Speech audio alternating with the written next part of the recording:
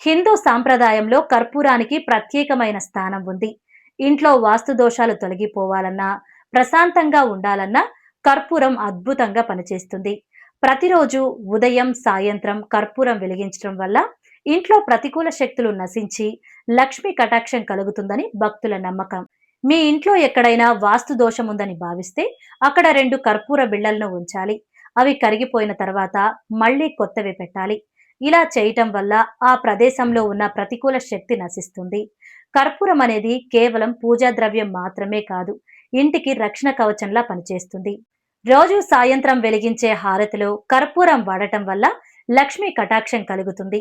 నెయ్యితో కలిపి కర్పూరాన్ని వెలిగించడం వల్ల కుటుంబంలో ఉండే కలహాలు తొలగిపోయి శాంతి నెలకొంటుంది.